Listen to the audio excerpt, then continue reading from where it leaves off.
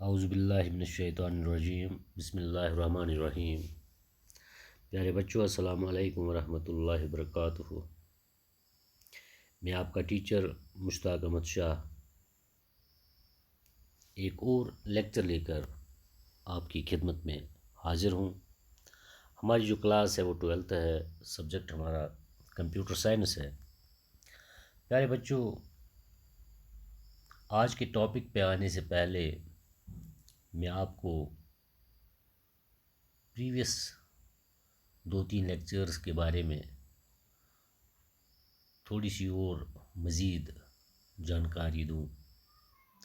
जैसा कि आपने पढ़ा भी और उम्मीद है आप जानते होंगे अब कि हमने एरेज़ पढ़ा। ये एरे होती क्या है? ये collection of homogeneous data elements होते हैं, यानी कि एक ही किस्म के डेटा एलिमेंट्स का कलेक्शन, उसको हम एरे कहते हैं। और वो जो डेटा एलिमेंट्स होते हैं वो स्टोर किए जाते हैं कहाँ पर? एट कंटिन्यूअस मेमोरी लोकेशन, यानी कि एक के बाद एक, एक के बाद एक, एक के बाद एक, यानी कि एक दूसरे के साथ साथ उनको स्टोर किया जाता है मेमोरी में। और हर एक डेटा एलिमेंट का इंडेक्स होता है, तो एरे में हम इंडेक्सिंग ज़ीरो से स्टार्ट करते हैं। और जो पहला डेटा एलिमेंट होगा हमारी एरे में, उसका इंडेक्स ज़ीरो होगा, और जो लास्ट वाला डेटा एलिमेंट होगा उसका इंडेक्स होगा n-1। तो प्यारे बच्चों, मैंने आपको ये भी बताया कि एरे पे हम क्या क्या काम कर सकते हैं, कौन कौन से ऑपरेशंस हम कर सकते हैं। हम एरे को ट्रैवर्स करते हैं, यानी कि हर एक डेटा एलिमेंट को विज़िट करते हैं। तो हमने अब सर्चिंग भी पढ़ी कि सर्चिंग क्या होती है, यानी कि डेटा एलिमेंट को तलाश करना एरे में कहाँ पर है, या मौजूद है या ना है। तो हमने लीनियर सर्च भी पढ़ा, हमने बाइनरी सर्च भी पढ़ा। तो चलिए आज हम जो एरे पे एक और काम होता है, एक और ऑपरेशन होता है, उसको कहते हैं सॉर्टिंग। यानी कि हम एरे में डेटा एलिमेंट्स को सॉर्ट करते हैं। अब ये सॉर्टिंग होती क्या है? प्यारे बच्चों, सॉर्टिंग का मतलब हो गया अरेंज करना डेटा एलिमेंट्स को। छोड़ दो, अगर हम कंप्यूटर साइंस से हट के बात करेंगे तो सॉर्ट हो गया तरतीब देना। अगर हमारे पास नंबर्स हैं उनको या तो बढ़ती हुई तरतीब में वो हम उसको बढ़ती हुई तरतीब देंगे, या हम उसको घटती हुई तरतीब देंगे। उसका मतलब क्या हो गया? या तो हम नंबर उसको इंक्रीजिंग ऑर्डर में लिखेंगे या डिक्रीजिंग ऑर्डर में लिखेंगे। या आप सब जानते हैं क्योंकि आजकल तो सेकंड से ही, थर्ड से ये कंसेप्ट बच्चों को दिया जाता है कि असेंडिंग ऑर्डर और डिसेंडिंग ऑर्डर क्या होता है। यानी कि या तो हम बढ़ती हुई तरतीब में नंबर्स को लिखेंगे। बढ़ती हुई तरतीब का मतलब हो गया पहले छोटा, फिर उससे बड़ा, फिर उससे बड़ा, यानी कि ये जो है जितना हम आगे जाएंगे तो ये बढ़ती जा रही है। इसी तरह घटती हुई तरतीब, तो उसमें हम पहले सबसे बड़ा, फिर उससे छोटा, फिर उससे छोटा, फिर उससे छोटा, इसी तरह हम सबसे छोटे पे आते हैं। प्यारे बच्चों, अब जो सॉर्टिंग है,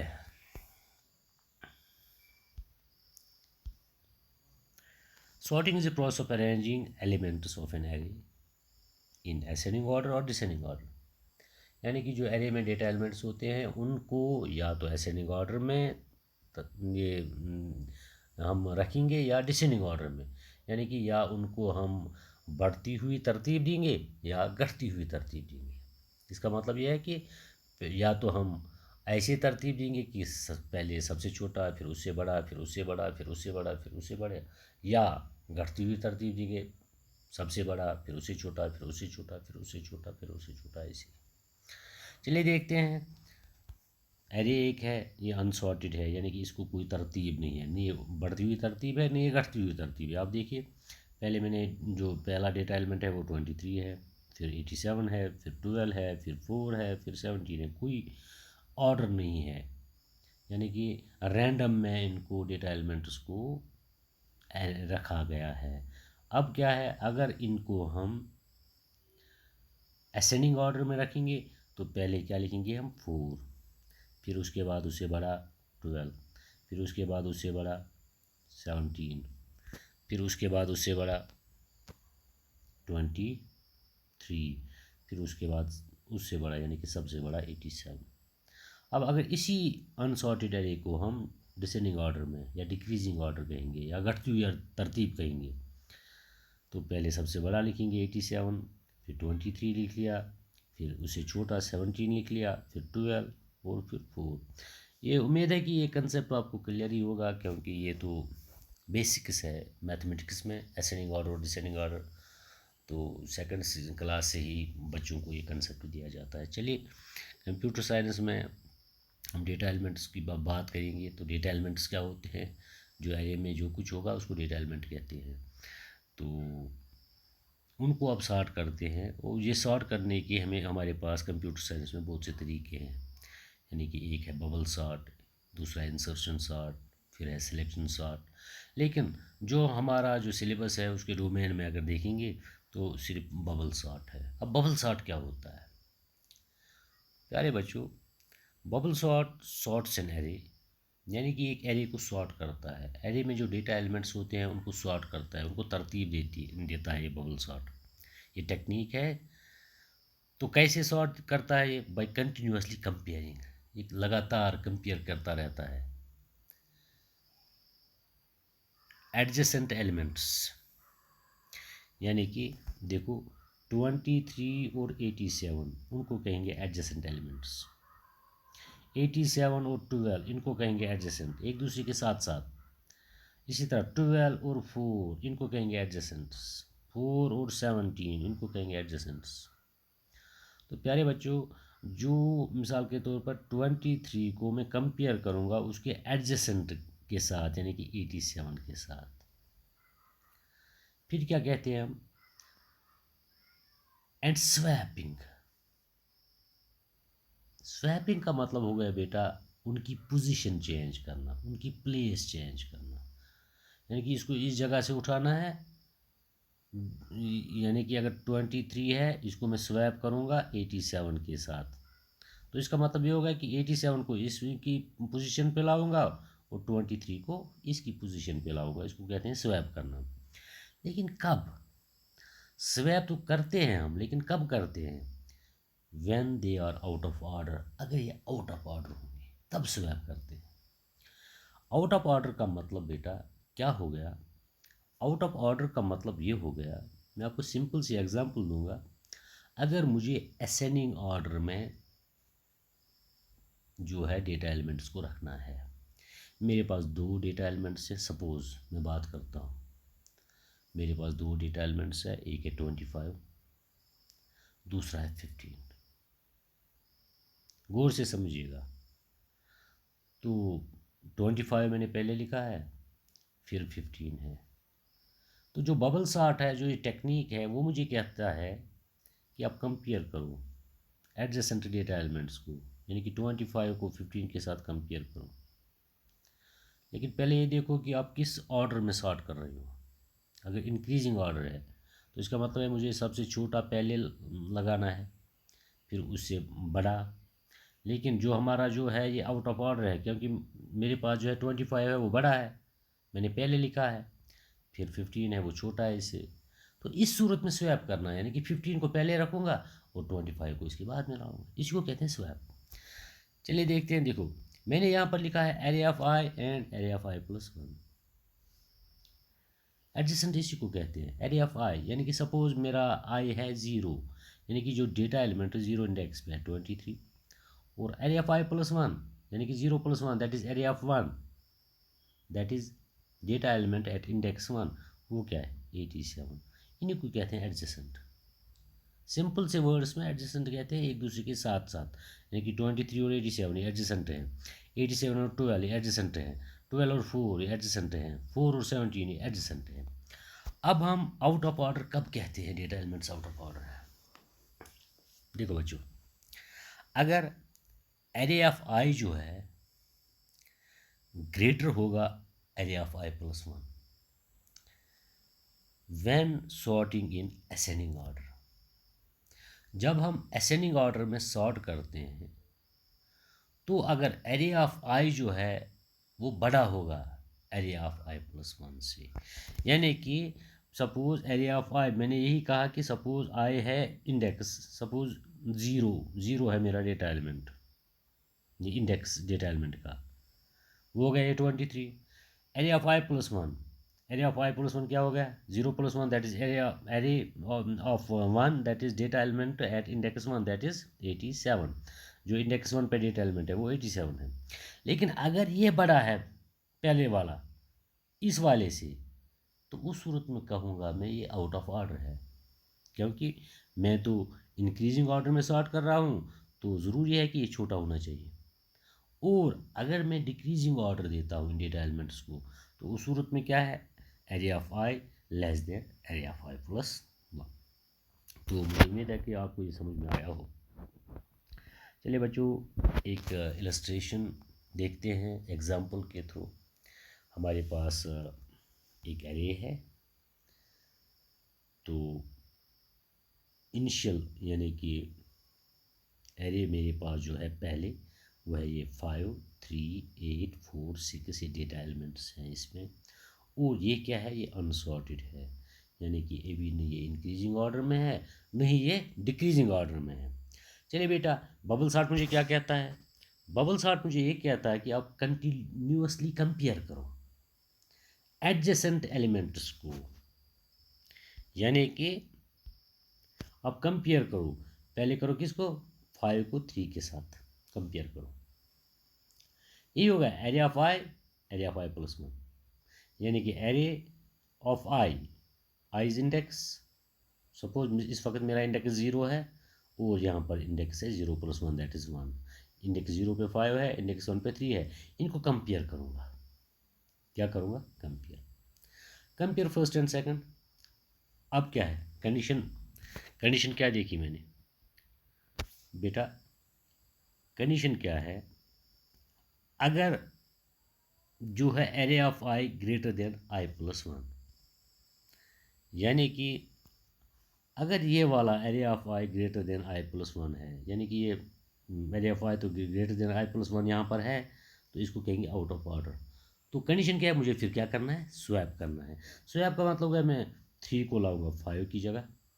देखो आराम से देखना, 3 को मैंने यहाँ लाया और 5 को मैंने यहाँ लिया। अब मैंने 3 को 5 के साथ कंपेयर किया, फिर देखा पहले वाले 5 को 3 के साथ कंपेयर किया, फिर मैंने देखा कि 5 बड़ा है 3 से, तो मैंने स्वैप किया, इनकी जो पोजीशन है चेंज कर दी, 3 को पहले लाया, अब बाद में 5 आ गया, यहाँ तक कि इंक्रीजिंग ऑर्डर में आ गया। अब क्या, 5 को 6 8 के साथ कंपेयर करूँगा, 5 को 8 के साथ कंपेयर करूँगा, लेकिन यहाँ पर जो है देखो, जो एरे ऑफ आई है वो लेस है array of I plus one, यानी कि ये 5 जो है वो लेस देन है 8 से, तो मुझे स्वैप करने की ज़रूरत नहीं है। स्वैप मुझे तब करना है जब एरे ऑफ आई ग्रेटर होगा array of I plus one से। जैसे यहाँ था, ये एरे ऑफ आई है, ये array of I plus one है, ये बड़ा था इससे, क्योंकि मैं सॉर्ट कर रहा हूँ असेंडिंग ऑर्डर में, तो बेटा यहाँ पर मुझे स्वैप करने की ज़रूरत नहीं है। अब मैं एक और आइटरेशन करूँगा, अब मैं किसको करूँगा, 8 को 4 के साथ कंपेयर करूँगा। यहाँ पर मैं देखो एरे ऑफ आई यहाँ पर 8 है, आई प्लस वन 4 है, तो एरे ऑफ आई यहाँ पर ग्रेटर है array of I plus one से, तो यकीनन ये अनसॉर्ट है, यानी कि ये सॉर्टेड नहीं है, इसको मैं स्वैप करूँगा, 4 को यहाँ लाऊंगा और 8 को यहाँ करूँगा। अब मेरे पास बचा है 8 और 6। अब और कंपेयर करूँगा एक बार, फिर ये बड़ा है इससे, और स्वैप करूँगा, यानी कि 6 को लाऊंगा यहाँ, 8 को लाऊंगा यहाँ। प्यारे बच्चों, अब मेरे पास जो एरे आ गई 3 5 4 6 8, तो पहला राउंड मेरा ख़त्म हो गया।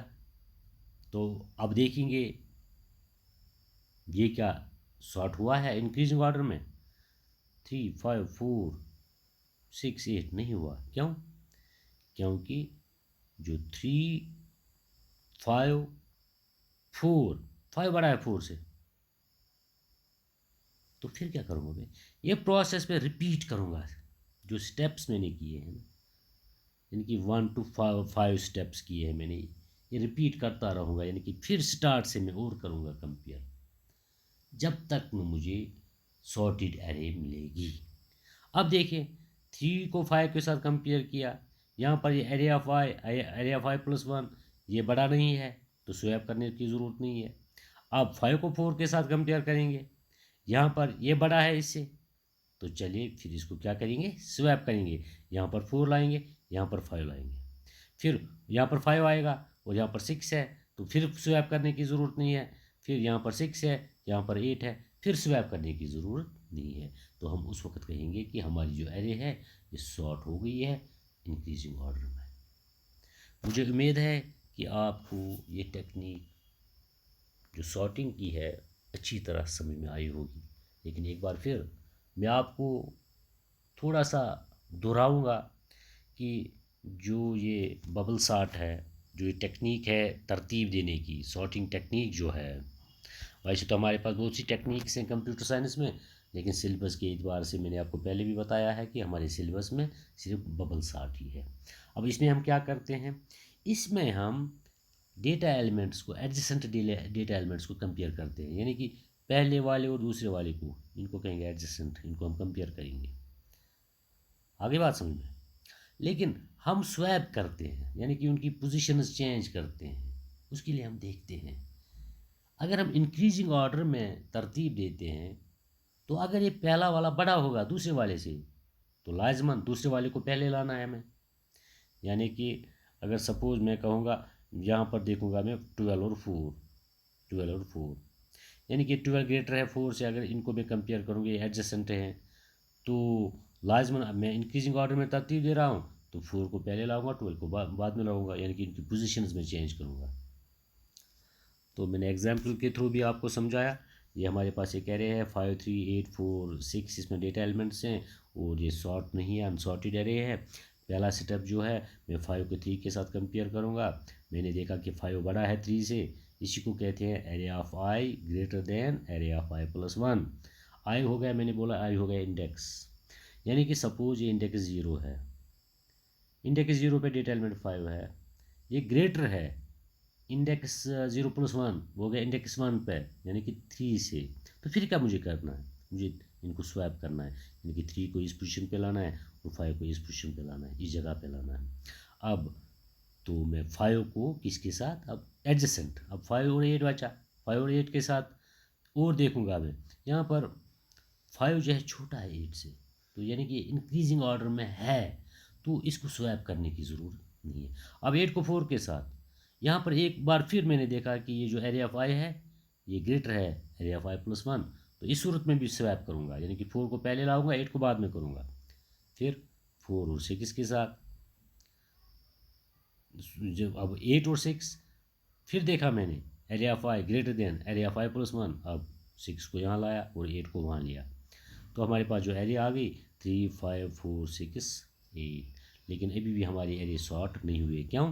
क्योंकि 3, 5 ये ऑर्डर में ही है, लेकिन 5 के बाद 4 है, यानी कि यहाँ पर भी एरे ऑफ आई जो है greater than array of I plus 1, यानी कि मुझे और सॉर्ट करना है और ये प्रोसेस कंटिन्यू करना है। लेकिन यहाँ से नहीं बेटा, यहाँ से मैं प्रोसेस कंटिन्यू करूँगा। मैं 3 को 5 के साथ कंपेयर करूँगा, हाँ एरे ऑफ आई जो है वो एरे ऑफ आई प्लस 1 से बड़ा है नहीं, अगर बड़ा है तो मैं कहूँगा कि अनसॉर्टेड है, आउट ऑफ ऑर्डर है, लेकिन बड़ा नहीं है तो इसको स्वैप करने की ज़रूरत नहीं है। फिर 5 के 4 के साथ कंपेयर करूँगा, क्योंकि 5 का एडजेसेंट 4 है।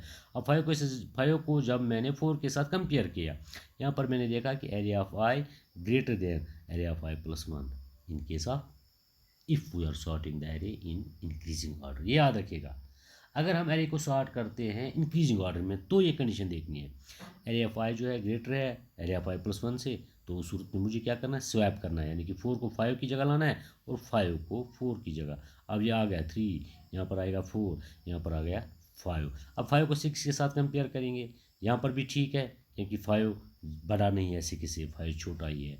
अब 6 को 8 के साथ कंपेयर करेंगे, यहाँ पर भी ठीक है, यानी कि 6 जो है बड़ा नहीं है 8 से, यानी कि मुझे स्वैप करने की फिर ज़रूरत नहीं है। मुझे उम्मीद है कि इंशाल्लाह आपको ये लेक्चर समझ में आया होगा। बहुत ही आसान था ये, लेकिन ये भी जानता हूँ कि लास्ट ईयर से जो डिस्टर्बेंस रही है हमारी इस तालीमी सिस्टम में, तो ज़्यादातर मुतासिर तो हमारा तालीमी निज़ाम ही हुआ। तो शायद ही आप लोग ये पढ़ पाए होंगे, जो कुछ कंप्यूटर साइंस में बेसिक्स था वो भी नहीं पढ़ पाए हैं आप। तो उम्मीद है कि आज आपको ये समझ में आया होगा। अगर किसी भी जगह पे आपको कोई भी दिक्कत होगी तो प्लीज़ मुझे मेरे नंबर पे कॉल कीजिएगा। इंशाल्लाह मैं आपकी खिदमत में उस वक़्त भी हाज़िर रहूँगा। तब तक के लिए खुदा हाफिज़, अस्सलाम वालेकुम।